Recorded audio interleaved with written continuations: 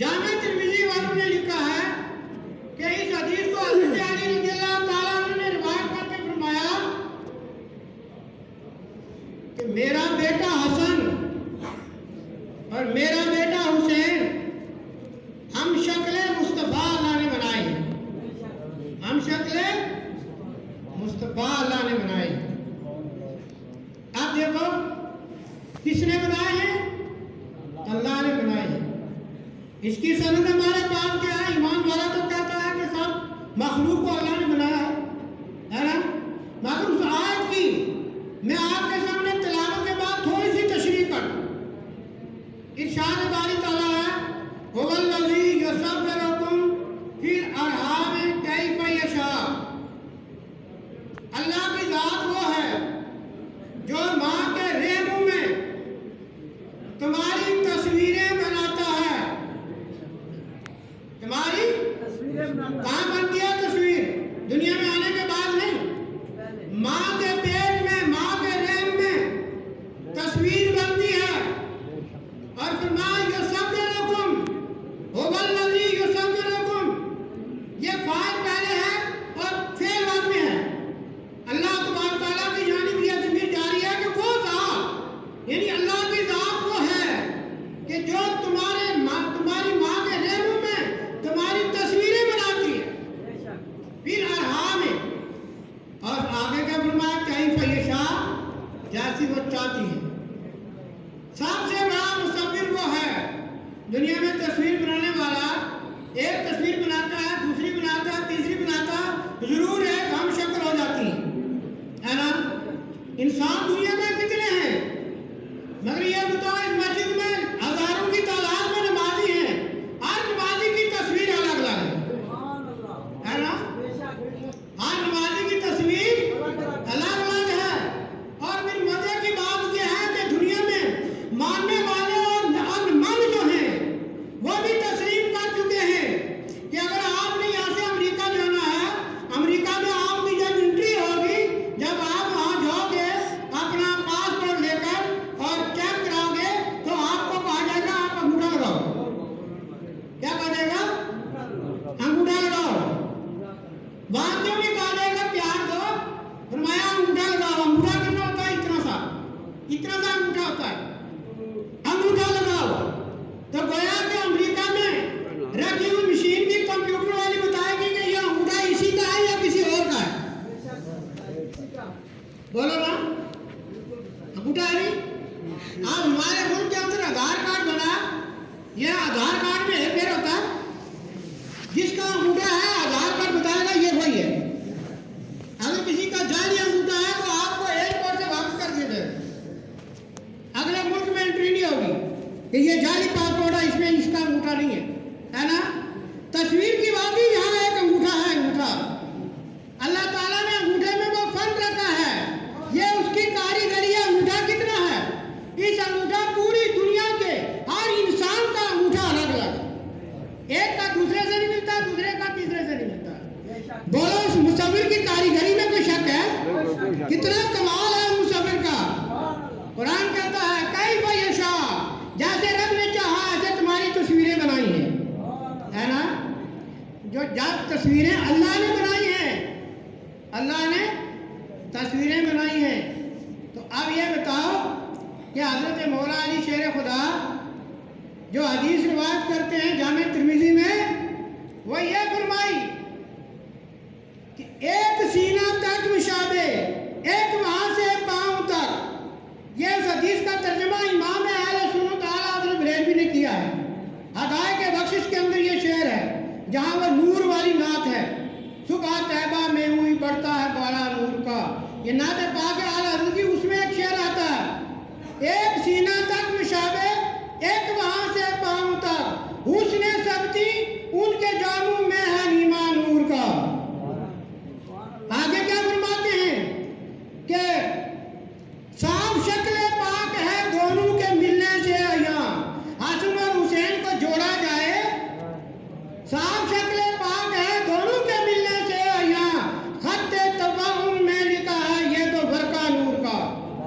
کون لکھ رہا ہے؟ امام اہل سنت اس حدیث کی تشریح کرتے ہوئے لکھتے ہیں کہ میرے آقا کے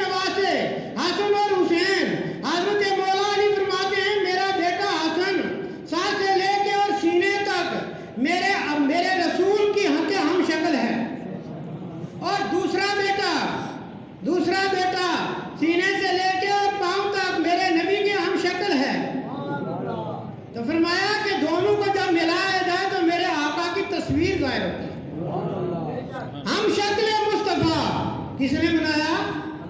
अल्लाह ने बनाया। तो अगर माद अल्लाह, यहाँ थोड़ा सा मैं बीच में जुमला मोतरज़ा कहूँगा। जुमला मोतरज़ा ये है कि वो लोग जो अपनी किताबों में लिखते हैं कि हज़रत हुसैन ने करबला में इमाम बरहक के खिलाफ बगावत की है, वो किताबें मैंने खुद पढ़ी है वादियों की, में लिखा है कि बगावत किया इमाम हुसैन ने। अरे अल्लाह, तो हम शक्ल मुस्तफा जिनको बनाए और प्यारे आका जन्नत का सरदार जिनको कहें और किताबों वाले बदबख्त उनको बागी कहें और फिर हम उनको आंखें बंद करके पीछे नमाजें पढ़ें। यह है जुमला मोतरज़ा, सोचने की बात है। यह फिक्र है कि जो बागी है अल्लाह के नबी का और हसनैन करीमैन का, सरकार के अहले बैत का जो बागी है, उसके पीछे नमाज कतई नहीं होती है। मैं नहीं कहता, हज़रत पीर मेहर अली शाह साहब ने फतावा महरिया में लिखा है, जो अहले बैत इज़ाम का गुस्ताख है उसका ईमान खत्म हो जाता है और तौबा करने के बाद आश्चर्य में कलमा पड़ेगा, अगर शादीशुदा है दोबारा बीवी से निकाह करे। मैं नहीं कह रहा हूँ, पीर साहब का फतवा है, समझे नहीं? अहले बैत इज़ाम के अगर फज़ाइल सुनने हैं तो लाल शरीफ चले जाओ, असरार कबीरी पढ़ो, मलफूज़ात निज़ामिया पढ़ो, आपको पता चलेगा। आप जर्सू में पढ़ते तो हो, आप सुनते तो हो, मौलाना फारूक साहब सुनाते हैं आपको बाबा जी साहब का कलाम कि बाबा जी साहब ने गौस पाक की बारगाह में फरियाद पेश की, रुका पेश किया और वसीला दिया कि वास्ता हसन हुसैन का, ऐ गौसुल आज़म मेरी दरख्वास्त की समाअत फरमाइए, है ना? तो अगर हसन हुसैन का मुकाम देखना है तो लाल शरीफ चले जाओ, बरेली शरीफ चले जाओ, गुलार चले जाओ, अल्लाह के वलियों की बारगाह में जाओ, पता चलेगा कि अहले बैत इज़ाम का मुकाम क्या है। तो मेरे आला से फरमाते हैं, उनकी नस्ल पाक में है बच्चा बच्चा नूर का, तू आए ने नूर तेरा सब घराना नूर। समझे? प्यारे आका सल्लल्लाहु अलैहि वसल्लम की प्यारी बेटी हज़रत फातिमा बहुत प्यारी थी और इस प्यारी बेटी से औलाद आगे चली।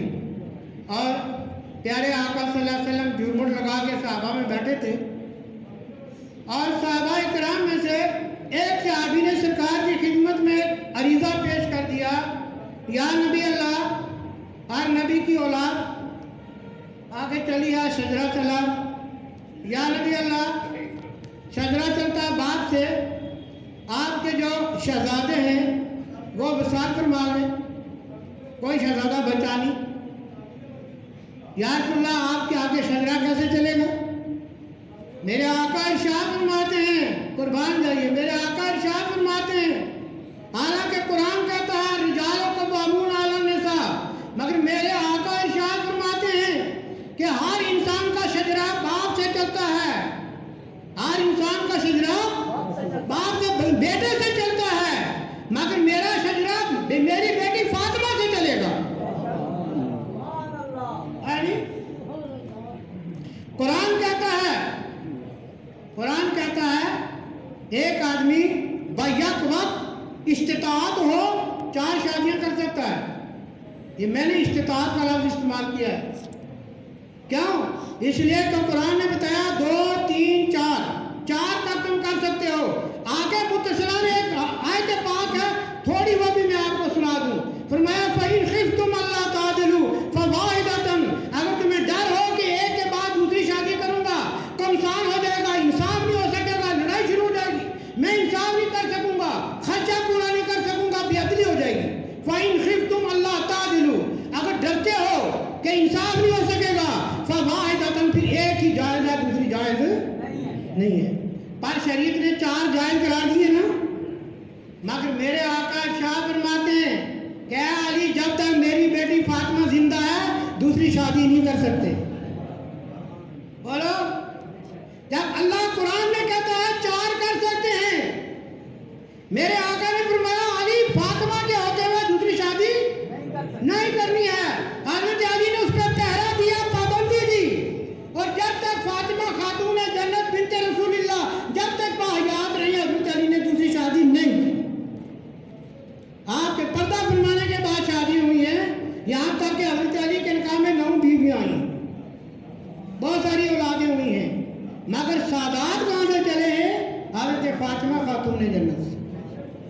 کیا سرکار کی اولاد، سرکار کا خون جا رہا ہے. پیارے آقا صلی اللہ علیہ وسلم جب مکہ پاک سے ہجرت کر کے تشریف لے گئے مدینہ طیبہ، مدینہ طیبہ ہجرت کا 4 سال تھا. پہلے حضرت امام حسن دنیا میں تشریف لائے. تو جب تشریف لائے پتہ چلا میرے آقا صلی اللہ علیہ وسلم کو بیٹی کے گھر فاطمہ کے گھر بیٹا پیدا ہوا. سرکار تشریف لے گئے. سرکار نے اٹھایا، گود میں پیار دیا، اور پھر سرکار 7ویں دن سرکار نے خود عقیقے کا بندوبست کیا. حضرت امام حسن کے عقیقے کا بندوبست کیا. جب عقیقہ کیا سرکار نے فرمایا علی بیٹے کا نام کیا رکھا ہے؟ آپ نے عرض کیا یا نبی اللہ بیٹے کا نام میں نے رکھا ہے حرب. کیا نام رکھا ہے؟ حرب. میرے آقا ارشاد فرمانے لگے علی ہم نے اس کا نام حسن رکھ دیا ہے. ہم نے ان کا نام حسن رکھ دیا ہے. حرب کا کیا مطلب ہے؟ بہادر، پہلوان. جیسے کسی کے گھر میں کوئی بیٹا پیدا ہو تو اس کا نام رکھتے پہلوان. اب عربی کا لفظ ہے حرب اور ہماری بولی ہے پہلوان، کیونکہ علی پہلوان تھے، ہے نا؟ کیا خیال ہے؟ اسد اللہ الغالب تھے تو انہوں نے وہی نام رکھ دیا حرب. سرکار نے ارشاد فرمایا کیا علی ہم نے ان کا نام حسن رکھ دیا. اور پھر جب امام حسین کی ولادت کی باری آئی، آپ پیدا ہوئے، 5 شعبان کو آپ کی ولادت ہوئی. سرکار تشریف لے گئے، سرکار نے عقیقہ فرمایا، وہی 7ویں دن عقیقہ فرمایا. آج بھی 7ویں دن عقیقہ سنت مصطفیٰ. عقیقہ ہوا، پھر پوچھا علی بیٹے کا نام کیا رکھا ہے؟ آپ نے وہی بتایا کہ حرب. وہ ایک ثابت کرنا تھا کہ ان کی دلچسپی یہ تھی کہ یہ میرا بیٹا پہلوان ہو، بہادر ہو، اسلام کے اوپر پورا پیرا بھی. سمجھے نہیں؟ دیا بھی پیرا. حرب کے اوصاف تھے ان کے اندر. پیارے آقا ارشاد فرمانے لگے کہ علی ہم نے ان کا نام حسین رکھ دیا، اور ایک پیغمبر کے بیٹوں کے نام پر ہم نے نام رکھ دیا. حضرت موسیٰ علیہ السلام کے جو بھائی ہارون تھے ان کے 2 بیٹے تھے، وہ بھی اسی طریقہ برابر کے پیدائش تھے. تو حضرت ہارون نے ایک کا نام رکھا تھا شبر، ایک کا نام شبیر. ایک کا نام شبر اور ایک کا نام شبیر. یہ ان کی زبان میں تھا. سرکار فرماتے ہیں شبر اور شبیر کا عربی میں ترجمہ حسن اور حسین آتا ہے. ہم نے اس لیے ان کو حسن اور حسین رکھا ہے. مگر بہت سارے مسلمان اس نام پر حضرت ہارون علیہ السلام کے بیٹوں کے نام پہ آج بھی شبر اور شبیر نام رکھتے ہیں نا. سرکار فرماتے ہیں کہ حضرت ہارون کی سنت پر ہم نے بھی ایک عمل کرتے ہوئے ہم نے ان بیٹوں کا نام حسن اور حسین رکھا. سرکار دو عالم صلی اللہ علیہ وسلم کے اتنے پیارے اور چہیتے دونوں میرے آقا صلی اللہ علیہ وسلم کے متعلق علماء کرام لکھتے ہیں کہ آقا صلی اللہ علیہ وسلم کے جو اوصاف اور کمالات تھے وہ سارے کے سارے ان 2 بیٹوں میں موجود تھے. یہاں تک کہ فرمایا کہ ظاہری اور باطنی کمالات جو ہیں چاہے وہ سری ہیں چاہے وہ جاری ہیں، ہر اعتبار سے ان دونوں شہزادوں کے اندر بدرجہ کمال موجود تھے، بدرجہ کمال موجود تھے. اور علماء کرام نے لکھا ہے حدیث کے حوالے سے اللہ تبارک و تعالیٰ نے شہید کا اتنا بڑا رتبہ رکھا، عالم کا اتنا بڑا رتبہ رکھا، ظاہر کا اتنا بڑا رتبہ رکھا. یہ جتنی جماعتیں آتی ہیں نا، عابدین کی، صالحین کی، زاہدین کی، شہداء کی، یہ ساری جماعتیں ان کے جتنے اوصاف ہیں وہ سارے اوصاف ان شہزادوں میں پائے جاتے ہیں.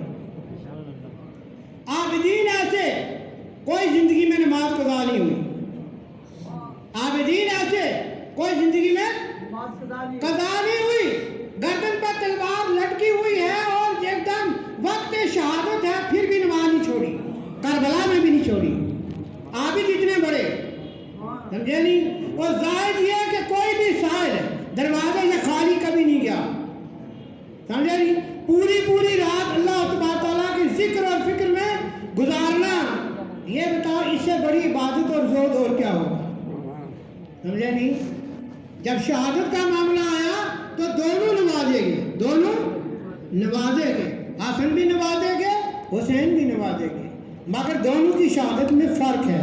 فرق یہ ہے کہ ایک کی شہادت سری ہے، ایک کی شہادت جہری ہے. سری کہتے ہیں ایسی شہادت جس کا کسی کو پتہ نہ چلے، جس کا کسی کو پتہ نہ چلے. اور ایسا پتہ حضرت حسین حسن کی شہادت کے بارے میں میرے آقا صلی اللہ علیہ وسلم بھی خاموش، میرے آقا صلی اللہ علیہ وسلم بھی خاموش. کوئی حدیث اس پر تبصرہ نہیں کر رہی ہے، سری شہادت ہے. یہاں تک کہ حضرت امام حسن رضی اللہ تعالیٰ عنہ سے بوقت وصال پوچھا گیا کہ اے امام آپ کو زہر دینے والا کون ہے؟ آگے سے جواب دیا کہ مجھے زہر دینے والا جو ہے میں نے اس کو اپنے رب کے حوالے کر دیا، میں نے اس کو اپنے رب کے حوالے کر دیا. نہیں بتایا، اس لیے بھی بتایا کہ یہ شہادت سری تھی. نہ نبی پاک صلی اللہ علیہ وسلم نے تبصرہ کیا، نہ اس قاتل کا حضرت حسین نے اس پر تبصرہ کیا. ایسے خاموش شہادت ہوئی کہ خاموشی ہی میں گزر گئی. اس کو کہتے ہیں سری شہادت. قاتل کا نام بھی نہیں بتایا آپ نے کہ میری اس قتل میں کون آدمی ملوث ہے، سمجھے ہو نا. اور دوسرے حسین جن کی شہادت جہری شہادت ہے، ولادت کے وقت ہی شہادت کے ڈنکے بجنے شروع ہو گئے. یوں ہی پیدا ہوئے حضرت امام حسین پیدا ہوئے. میرے آقا صلی اللہ علیہ وسلم کو ایک ایسا فرشتہ جو کبھی پہلے نہیں آیا تھا، اس فرشتے نے آ کے پیغام دیا، یا نبی اللہ آپ کا یہ جو بیٹا پیدا ہوا نواسا یہ مقام طف میں شہید کر دیا جائے گا، آپ ہی کا کلمہ پڑھنے والے اس کو شہید کریں گے. پیغام ملا. اور پھر تاریخ دیکھو خدا کی کرنی کہ اسی کربلا کی مٹی اٹھا کے فرشتے نے نبی پاک صلی اللہ علیہ وسلم کو عطا فرمائی کہ جہاں مقام طف میں یہ بچہ شہید ہوگا اس میدان کی یہ مٹی ہے. اور اس مٹی کی شناخت یہ ہوگی کہ آج تو یہ مٹی ہے، عام مٹیوں کی طرح نظر آتی ہے، اس کو محفوظ رکھ لینا. اور جب آپ کا یہ نواسا شہید ہوگا اور وہ میدان جب خون میں رنگا جائے گا، یہ مٹی بھی خون میں رنگی جائے گی. میرے آقا صلی اللہ علیہ وسلم نے حضرت ام سلمہ کو بلایا اور باقی کسی اور ازواج کو نہیں بلایا. کیوں؟ سرکار صلی اللہ علیہ وسلم جانتے تھے کہ اس دور تک یہی ام سلمہ زندہ رہیں گی. یہ سرکار کی ایک غیب دانی کا سلسلہ ہے. ان کو بلایا گیا. بلانے کے بعد فرمایا ام سلمہ یہ بند شیشی میں محفوظ رکھ لو، اور جب میرا بیٹا شہید ہوگا تو اس کی پہچان یہ ہوگی کہ یہ شیشے کے اندر مٹی اپنا خونی رنگ اختیار کر دے. بولو، پیدائش سے ڈنکے بجنے شروع ہوئے. مقام طف جس کو کربلا کہا گیا، یعنی حدیث پاک میں اس کو مقام طف کہا گیا کہ اس مقام میں آپ کا نواسا شہید کیا جائے گا. تو پیارے آقا صلی اللہ علیہ وسلم نے اس شہادت پر بھی رشک فرمایا. سرکار نے کسی حدیث میں یہ نہیں فرمایا اے میرے اللہ میرے حسین کو بچا لینا، بلکہ فرمایا میرے اللہ میرے حسین کو ایمان پر ثابت قدم رکھنا، ثابت قدم رکھنا، ان کے ایمان کی حفاظت کرنا، اور یہ اپنے قوم میں ان کے میں لغزش نہ آئے. سمجھے نہیں؟ وہ حسین جو سب ایمان والوں کے ایمان کی دھڑکن ہے. اللہ تبارک و تعالیٰ شہدائے پاک کے صدقے میں اللہ پاک ہماری دنیا بہتر فرمائے، ہماری مشکلیں آسان فرمائے، اللہ پاک ہماری آخرت درست فرمائے. اور میدان محشر میں حسین اور حسن کے جھنڈے کے تلے اللہ پاک ہمیں بھی ان کا وہ سایہ رحمت نصیب فرمائے. وآخر دعوانا ان الحمد للہ رب العالمین برحمتک یا ارحم الراحمین.